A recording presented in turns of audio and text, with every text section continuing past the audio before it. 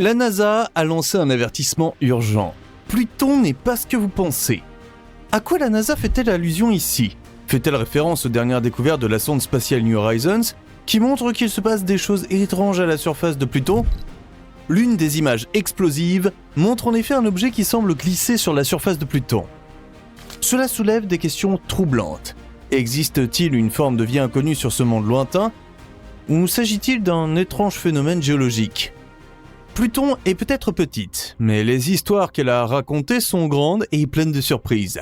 Lorsque le statut planétaire de Pluton a été révoqué en 2006, les scientifiques ignoraient les données de la sonde New Horizons qui n'a atteint Pluton que 9 ans plus tard. Depuis, nous savons que ce petit bonhomme a bien plus à offrir que ce que l'on supposait. Comment les astronomes en sont-ils venus à refuser à cette planète, avec laquelle nous avons tous en quelque sorte grandi, le statut de véritable planète ? Voici comment cela s'est passé. Après la découverte de nombreuses autres petites planètes dans la ceinture de Kuiper, ils ont décidé que nous avions besoin d'une limite pour définir ce qu'est une planète et ce qu'est une planète naine ou un objet transneptunien. Pluton marque des points pour sa taille et sa forme ronde, mais la planète partage son orbite avec plusieurs autres objets.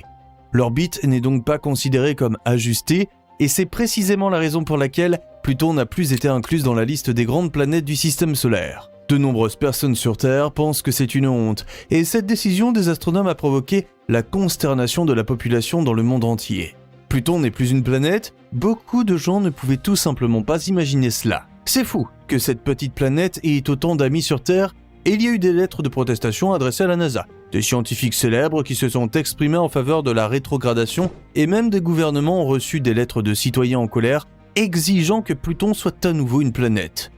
Cette planète nous accompagne depuis les années 1930 et constitue depuis la conclusion d'une série de 9 planètes. Comme pour se faire de la publicité, en 2015, lorsque New Horizons nous a envoyé la première vraie image, la planète mineure exclue nous a montré son joli visage. Imagine, il s'agissait de la première véritable image de Pluton. Si tu as déjà vu la planète sur des tableaux noirs ou dans des manuels scolaires, il s'agissait de représentations purement artistiques et non d'images réelles. Pluton a refusé même au télescope Hubble une vue claire de son visage. Seul New Horizons a été autorisé à photographier la petite telle qu'elle est vraiment, colorée, amicale, étonnamment vivante et avec un cœur. Depuis, la planète située aux confins du système solaire a conquis encore plus d'amis. Et peut-être que les astronomes changeront un jour d'avis et que nous récupérerons Pluton. Les premières vraies images de Pluton ont coupé le souffle à tout le monde. Ce fut un moment magique lorsque les premières données de la sonde New Horizons sont arrivées au siège de la mission en 2015. Toutes les personnes présentes savaient qu'elles étaient sur le point de voir pour la première fois une planète que tout le monde connaissait d'une manière ou d'une autre, mais qu'elles n'avaient jamais vue de près. Les ordinateurs sur Terre ont assemblé cette image fascinante à partir de milliers de bits et de pixels individuels. Ce que la sonde a révélé d'autre sur Pluton est une révélation qui a complètement bouleversé notre compréhension de cette planète lointaine. Pluton est beaucoup plus variée, beaucoup plus structurée et beaucoup plus vivante que ce que les chercheurs en planétologie avaient supposé jusqu'à présent. En outre, la petite planète est apparue couverte de formes de paysages et peut-être même de phénomènes météorologiques. Personne ne s'attendait à cela non plus. À chaque nouveau bit transmis par New Horizons, le monde flou et mystérieux dans l'obscurité de la ceinture de Kuiper devenait un objet tangible et concret qui montrait tellement de vie qu'il coupait le souffle des scientifiques. De plus en plus de surprises et de merveilles géologiques se sont ouvertes devant les yeux des chercheurs. Au lieu de la Terre glacée et parsemée de cratères à laquelle on s'attendait, Pluton s'est révélé être un endroit dynamique avec des icebergs majestueux, des canyons profonds et des surfaces glaciaires lisses. Il a fallu des années pour que les innombrables données de mesure, photos et découvertes fassent le long voyage de Pluton à la Terre. Depuis 2015, nous avons été surpris encore et encore par de nouveaux aspects fascinants sur Pluton. Qui marche à la surface de Pluton ? C'est choquant. Cette image animée a circulé dans les médias en 2016. Mais que vois-tu ici ? On dirait qu'une personne marche sur une étrange congère en forme de nid d'abeille. Tu peux effectivement y voir des paysages de glace, mais contrairement à ce qui se passe sur Terre, ces surfaces gelées ne sont pas constituées d'eau, mais d'azote et de méthane. Les chercheurs ont identifié l'objet étrange comme un iceberg sale, qui semble glisser à la surface de la plaine glacée. Ce bloc de glace massif est très probablement aussi constitué d'azote extrêmement solide.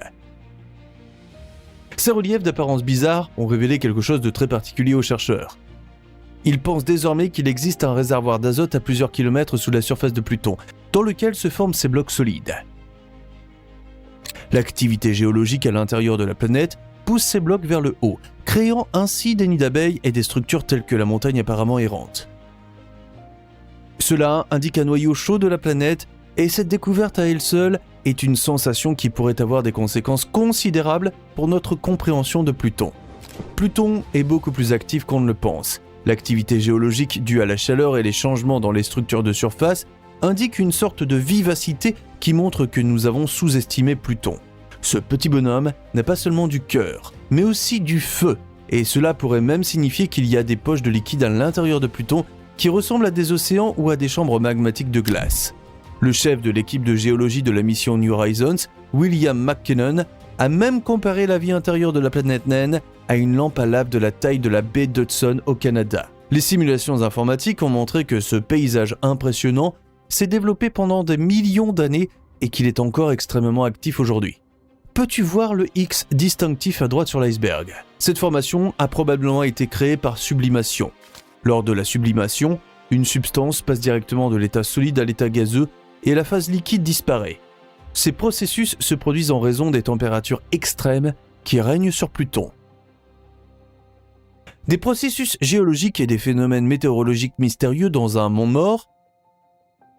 Noël sous la neige sur Pluton ? Cela te semble fou. Mais c'est un fait, Pluton est vraiment une surprise. La mission New Horizons a révélé des aspects fascinants du climat et des changements saisonniers sur cette planète. Pluton, qui orbite dans les régions froides et lointaines de la ceinture de Kuiper, connaît d'importantes variations saisonnières en raison de son orbite excentrique et de son inclinaison. La sonde spatiale New Horizons a découvert que l'atmosphère de Pluton, une fine couche d'azote, de méthane et de monoxyde de carbone, change radicalement en fonction de la proximité ou de l'éloignement de Pluton par rapport au Soleil. Ces changements affectent non seulement l'atmosphère, mais aussi les conditions de surface de la planète naine. Un aspect particulièrement remarquable de la dynamique climatique est la neige sur Pluton. Celle-ci se compose principalement d'azote et de méthane gelé. Contrairement à la Terre, où la neige ne se forme qu'à partir de l'eau, les températures extrêmement basses sur Pluton font que les gaz beaucoup plus volatiles que sont l'azote et le méthane se condensent et tombent sous forme de neige exotique. Tous ces processus façonnent et renouvellent la surface de Pluton en recouvrant le paysage de dépôts frais. Les bouleversements entraînent à leur tour d'autres activités géologiques sous la forme de mouvements glaciaires et peut-être même de processus cryovolcaniques. Les recherches de New Horizons ont également montré que ces cycles saisonniers sont étroitement liés à la densité atmosphérique. Lorsque Pluton est au plus près du Soleil, la lumière éparse suffit à réchauffer légèrement l'atmosphère de la planète naine, ce qui provoque une légère expansion et une élévation. Lorsque Pluton s'éloigne à nouveau du Soleil, l'atmosphère se fige et redescend à la surface. Cette dynamique entraîne un phénomène remarquable. Lorsque l'atmosphère de Pluton se condense, elle pourrait littéralement neiger, la neige étant composée d'azote et de méthane. Les variations de luminosité de la surface et la répartition des dépôts glacés suggèrent en outre que presque toutes les caractéristiques de la surface et tous les paysages de Pluton sont associés à ces cycles atmosphériques. Comme les montagnes de Pluton ne sont pas faites de roches mais de glace, très dynamiques dans ce monde, toute la surface bouge beaucoup plus que celle de notre Terre, par exemple. De quoi est fait le cœur de Pluton ? Qui aurait pu penser que le cœur de Pluton n'est pas qu'une jolie marque de fabrique ? Outre son aspect prestigieux, cette région est aussi l'une des plus passionnantes de la planète. Officiellement appelée Sputnik Planitia, cette région porte le nom du premier satellite artificiel, Sputnik 1, que l'Union soviétique a envoyé dans l'espace en 1957. Cette grande surface de glace en forme de cœur s'étend sur une zone d'environ 1000 km et se compose principalement de glace d'azote avec des inclusions de méthane et de monoxyde de carbone gelé. La surface brillante et presque sans défaut de Sputnik Planitia forme un contraste saisissant avec les régions plus sombres et plus complexes qui l'entourent. D'un point de vue géologique, Sputnik Planitia est une gigantesque structure d'impact qui a probablement été modifiée par la suite par des processus volcaniques. Contrairement à l'activité volcanique typique sur Terre, où la lave émerge de l'intérieur de la Terre, le cryovolcanisme sur Pluton implique des matériaux glacés émergeant de l'intérieur de la planète naine vers la surface. Les sources de chaleur dans les profondeurs de Pluton font chauffer l'azote et d'autres substances volatiles et les poussent vers le haut, où elles gèlent et forment des formations uniques comme celle-ci. Sputnik Planitia est remarquablement plate, ce qui amène les chercheurs à conclure que la surface glacée est régulièrement renouvelée par des processus internes. Ce sont probablement des processus de convection à l'intérieur de la calotte glaciaire qui façonnent ces paysages. Les chercheurs soupçonnent la présence d'un océan d'eau liquide sous la couche de glace lisse de Sputnik Planitia, qui est maintenant liquide par la chaleur à l'intérieur de Pluton. Les chercheurs doutent que des formes de vie puissent exister dans cet océan sous-glaciaire, mais ce n'est pas complètement exclu. Quel est le rôle de Charon ? Ce que presque personne ne savait avant la mission de New Horizons, c'est que Pluton a sa propre lune, et pas seulement une. Charon est la plus grande lune de Pluton et a été découverte en 1978. Avec un diamètre d'environ 1212 km, Charon est si grand qu'il forme avec Pluton un système double très intéressant. Comme les deux corps tournent autour d'un centre de gravité commun situé à l'extérieur de Pluton, les chercheurs soupçonnent maintenant que Charon n'est pas du tout une vraie lune, mais aussi une planète naine qui s'est attachée d'une manière ou d'une autre à Pluton. Cette constellation unique a des effets profonds sur les deux corps célestes. Par exemple, le lien gravitationnel entre Pluton et Charon entraîne des forces de marée qui affectent les surfaces et peut-être aussi les structures internes des deux corps. Ces forces peuvent être responsables de la chaleur de l'intérieur de Pluton et de l'activité géologique passionnante qu'il présente. L'influence de Charon est également liée à la rotation de Pluton. Les deux corps célestes sont liés l'un à l'autre de telle sorte qu'ils font toujours face au même côté.